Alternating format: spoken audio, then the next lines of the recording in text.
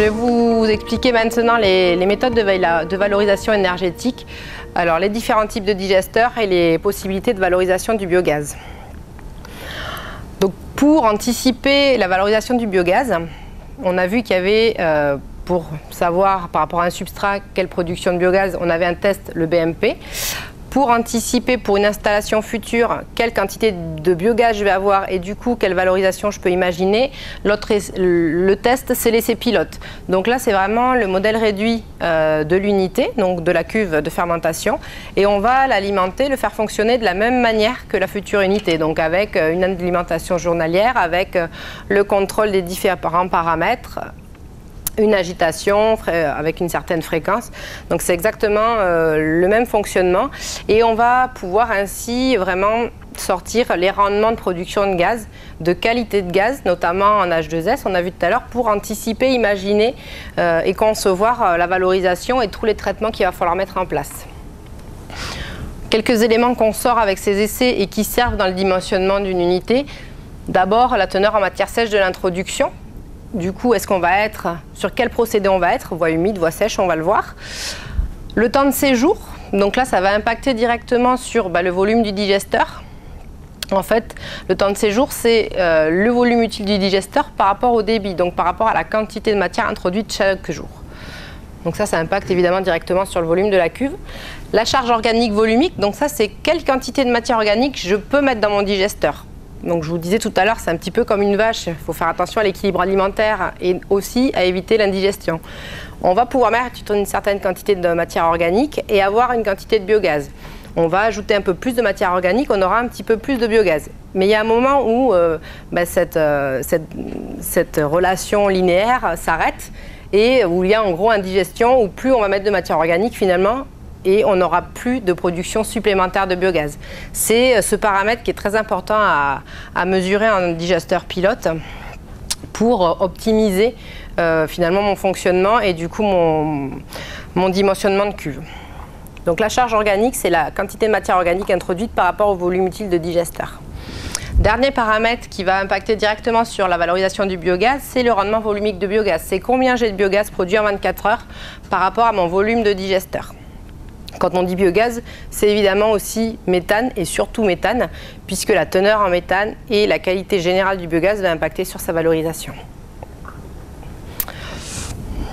Rapidement, pour vous montrer quels sont les choix en matière de process de digesteur, on va avoir plusieurs classes de méthanisation, si on veut, dépendant du substrat.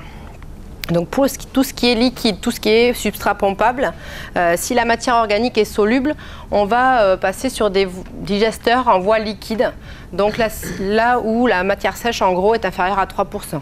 C'est ce qu'on a souvent sur les stations d'épuration avec des digesteurs en voie liquide. C'est des procédés avec des temps de séjour très rapides de l'ordre de 3 jours. Donc vous voyez, vous me rappelez de mon fumier tout à l'heure où on avait 28 jours pour produire le biogaz. Là on n'est plus du tout sur les mêmes dimensionnements.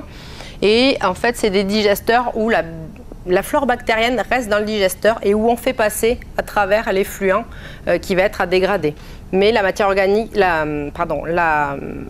flore bactérienne, on la garde à l'intérieur du digesteur. Si le substrat est pompable mais que les matières sont en suspension, on va essayer de se placer en digesteur en voie semi-liquide. Donc là, c'est la majorité des digesteurs au niveau industriel et agricole. Donc là, c'est ce qu'on appelle infiniment mélangé en général, où on a une cuve avec toute notre flore bactérienne, le digesta, et cette cuve est mélangée. Donc il y a différents types de process suivant les constructeurs, avec différents types d'hélices, plusieurs hélices. Ça, c'est vraiment du process après. Et donc là, on introduit chaque jour une ration et on extrait chaque jour du digesta résiduel. Dans ce digesta, on extrait une partie de la biomasse bactérienne. Et ensuite, la dernière catégorie, c'est la voie solide pour les substrats vraiment solides. Donc là, c'est des taux de matière sèche de l'ordre de 20-40%. Donc là, on ne peut pas agiter, c'est vraiment très pâteux. Imaginez un fumier pâteux, donc là, on ne peut pas mettre une hélice pour agiter. Donc c'est des procédés un peu spéciaux où il n'y aura pas ou peu d'agitation. On va en voir un tout à l'heure, il y a un procédé en silo couloir, donc on remplit, on ferme et puis on attend que ça méthanise, un peu comme du compostage. Ou des fois, il y a des réacteurs avec des vis sans fin, des réacteurs pistons. Donc c'est pas vraiment un mélange, mais on remplit en tête du digesteur et puis la vis piston va faire avancer, la vis sans fin pardon, va faire avancer progressivement la matière d'un bout à l'autre. Donc la matière n'est pas mélangée, mais simplement elle avance et le procédé se fait au fur et à mesure de l'avancement. Donc c'est juste des procédés différents en fonction du type de matière qu'on veut méthaniser. Voilà un schéma de principe vraiment de base d'un digesteur agricole. En gros, un méthaniseur, ça ressemble à ça. Vous avez une préfosse où on va réceptionner toutes les matières et les mélanger entre elles. Donc s'il y a un peu de lisier liquide, un peu de fumier, on va les mélanger ensemble avant de les mettre dans la cuve de méthanisation. La cuve de méthanisation, elle est ici, c'est un digesteur. En général, bon, on verra des photos tout à l'heure, c'est une cuve en béton sur laquelle vous avez une espèce de bâche ronde.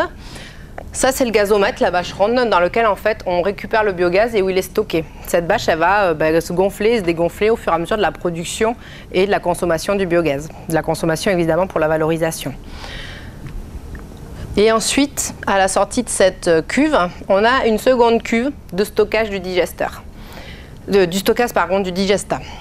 Ce digesta, on va le voir tout à l'heure, il va falloir qu'il soit valorisé, mais on ne peut pas forcément le faire à toutes les périodes, etc. Donc il va falloir le stocker. Et puis ce stockage, en général, on récupère aussi le biogaz avec un deuxième gazomètre, puisqu'on a vu que les cinétiques de dégradation pouvaient être assez longues. Et donc il y a toujours un petit peu de biogaz résiduel qui est produit. Ici, après deux gazomètres, on a en fait ici, on a choisi une valorisation par cogénération. Donc on va y revenir. Voilà la version réelle du schéma que je vous ai montré juste avant. Donc sur une installation ici vraiment agricole avec une digestion de lisier, de fumier, donc voilà, ensilage de maïs, tonte issus de céréales. Donc vous avez la cuve de méthanisation ici. Donc 550 m3 avec un gazomètre de 600 m3. Ça correspond à 22 heures de production de l'installation, pour vous donner un ordre d'idée. Et puis ici, la deuxième cuve de stockage du biogaz. Autre type de digesteur, un peu différent, plus industriel celui-là, adossé en fait à une conserverie de canards. Donc là, on a le digesteur qui est ici. Donc vous voyez, celui-là n'a pas de gazomètre. Le stockage se fait à côté. Vous avez ici, on voit l'axe vertical finalement d'agitation. Là, c'est pas une cuve en béton, c'est une cuve en métal. Et ici, le stockage du digesta avec le stockage du biogaz. Je vous disais que c'était adossé à une conserverie de canards. Du coup, là, on a des sous-produits animaux, donc je vous le disais tout à l'heure, avec des sous-produits animaux d'une catégorie qui nécessite un pré-traitement. Du coup, ici, vous avez un local technique où vous avez une hygiénisation. Donc, pour vous donner un petit exemple, en fait, là, on va devoir chauffer... Alors que je ne dise pas de bêtises, chauffer la matière à une certaine pression, à une certaine température avant de la mettre en méthanisation. Ça, c'est des éléments réglementaires suivant les substrats qui sont utilisés. Et ici, un stockage un peu particulier aussi, je vous disais qu'il fallait le prendre en compte. Un stockage de graisse, certaines graisses à une température ambiante figent, du coup c'est un peu compliqué de les introduire dans la ration.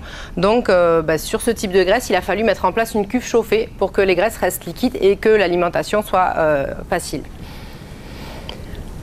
Troisième exemple différent là aussi, une installation collective. Donc là on a 29 agriculteurs. Vous voyez qu'on a 6 cuves. Qui fonctionnent en parallèle ou en série, c'est assez modulable. Chaque cuve a son gazomètre, donc c'est un peu particulier.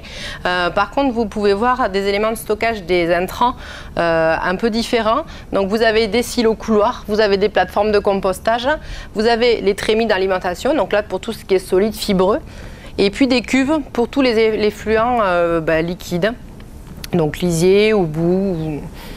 Donc, voilà, pour vous donner un petit aperçu.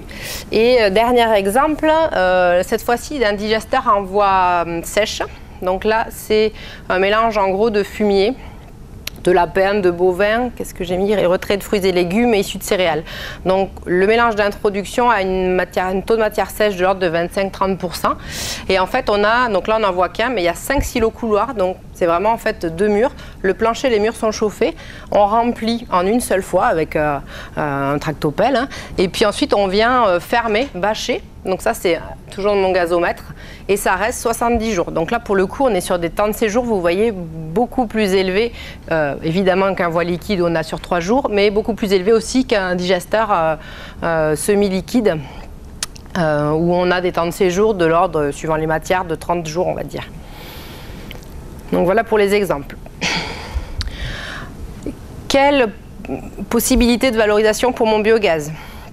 Elles sont diverses, il y en a plusieurs.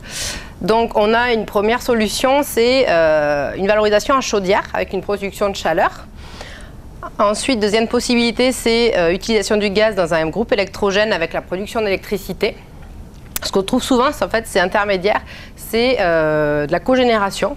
Donc on va en fait faire de l'électricité dans un groupe électrogène et récupérer la chaleur issue de la production d'électricité. Ces deux valorisations nécessitent assez peu d'épuration, si ce n'est d'enlever l'eau en fait, qui est dans le biogaz. Ensuite, on a deux autres valorisations qui demandent des taux d'épuration beaucoup plus poussés, et notamment pour tout ce qui est injection dans le réseau. Donc, première valorisation, c'est carburant. Aujourd'hui, la technologie existe essentiellement pour des flottes captives. Je crois que c'est à Lille ou à Rennes, où la flotte de bus en fait, fonctionne uniquement au biogaz. Dernière possibilité, et ce depuis assez peu de temps, l'injection directement dans le réseau de gaz. Alors pourquoi récemment? Parce qu'il a fallu attendre des évolutions réglementaires. Il y a d'abord eu un rapport de l'AFSET qui a signifié que l'utilisation ne posait pas de problème pour la santé. Et puis après, il a fallu légiférer pour que ça soit possible et qu'il y ait des coûts de rachat du gaz qui soient mis en place, etc. Aujourd'hui, c'est possible et les premiers dossiers ont vu le jour. Et aujourd'hui, il y a du biogaz qui est injecté dans le réseau de gaz naturel. Rapidement, les avantages et les inconvénients de ces différentes voies de valorisation. Première ligne, très belle valorisation, la destruction en torchère. Il faut savoir que la torchère est un élément de secours. Si on a eu un problème sur la valorisation, il ne faut pas que le biogaz aille à l'atmosphère puisqu'il a un taux d'effet de serre, un impact effet de serre très très important.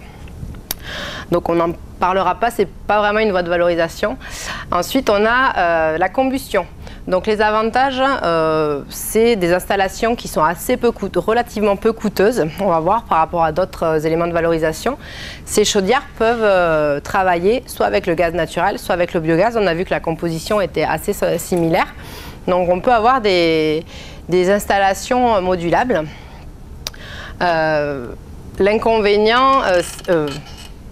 L'inconvénient, c'est qu'il va falloir épurer, alors assez peu, hein, un seul plus, on verra tout à l'heure d'autres valorisations qui nécessitent des épurations très poussées. Pour la production d'électricité, donc c'est une méthode assez peu coûteuse en installation, avec un certain recul, donc une certaine fiabilité sur la méthode, et des recettes, puisque l'électricité qui va être produite va être vendue. Et aujourd'hui, ERDF est obligé de racheter. Donc il y a des coûts d'achat de l'électricité qui sont établis. Donc vous allez avoir des recettes sur cette production d'électricité. Inconvénient, le tarif de rachat qui, aujourd'hui, pour la majorité des projets ne permet pas un projet rentable et ces projets nécessitent systématiquement des subventions et un besoin d'épuration tout de même qui toutefois est assez faible. Pour tout ce qui est en cogénération, donc récupération de chaleur et production d'électricité, bon, on est à cheval entre ces deux solutions. Donc un coût d'investissement assez faible, mais par contre des recettes avec la vente de l'électricité. Pour le biocarburant, donc là on a une rentabilité qui est élevée puisqu'on n'a pas de perte. Lorsqu'on produit de la chaleur ou quand on produit de l'électricité, on a toujours une perte d'énergie. Lorsqu'on a injection réseau au biocarburant, on utilise directement son biogaz. Il n'y a pas de transformation, donc on n'a vraiment pas de perte. Donc au niveau rentabilité, c'est vrai que c'est très avantageux. Par contre, on n'a pas notre pompe partout, une pompe en biogaz, donc il faut être à proximité des réseaux, donc c'est pour ça que ça fonctionne vraiment sur des flottes captives aujourd'hui. Et là par contre on a des besoins en épuration très très élevés, donc c'est pas la petite installation du petit agriculteur du coin qui peut utiliser ce mode de valorisation. Il va falloir épurer au maximum le biogaz, enlever tous les produits, toutes les molécules autres que le méthane, il va falloir avoir aussi une étape de compression. Donc c'est une voie de valorisation, on va dire, réservée aux plus grosses unités. L'ingestion réseau, c'est un peu pareil. Là, il faut épurer au maximum le biogaz et le compresser. Donc c'est un peu lourd. Par contre, c'est très avantageux parce que là, on vend directement, donc c'est GRDF qui a obligation du rachat avec des tarifs qui sont établis. Donc on a une rentrée d'argent, hein, mais avec des investissements assez lourds. Alors le principe de la cogénération, donc on a l'énergie primaire qui est notre biogaz et une unité de valorisation composée donc du moteur, de la génératrice et d'échange de chaleur. Et avec les rendements qui sont ici, on récupère donc à peu près 35-40% de l'énergie primaire en électricité, 40-45% en chaleur, hein, et on a quand même 15-25% de chaleur qui est perdue. Donc pour une puissance installée de 150 kW électrique, voilà. À peu près, en fait, on va avoir une puissance environ de 400 kW, donc, et on va récupérer à peu près 170 kW et on va en perdre 70, ce qui n'est pas négligeable. Pour l'injection réseau, donc vous avez ici l'unité de méthanisation qui est représentée. Vous avez d'abord un premier poste de compression, un deuxième poste d'épuration et de contrôle de cette qualité de biogaz. Il y a vraiment beaucoup de contrôle, c'est pour ça que c'est assez coûteux, puisqu'on ne peut pas se permettre de mettre dans le réseau du biogaz qui n'a pas la qualité requise. Un poste d'odorisation, puisque vous savez que le gaz, légalement réglementairement, doit avoir une odeur pour des raisons de sécurité. Et un point de contrôle et de comptage, puisqu'il va y avoir une prise de vente, il faut qu'il y ait des compteurs. Et puis un point de distribution. Donc là, l'épuration, c'est la plus poussée avec des taux d'oxygène, de CO2 et en autres composés les plus faibles. Et puis des pressions, donc vous voyez, à 2,5 bars supérieures au réseau à la pression du réseau.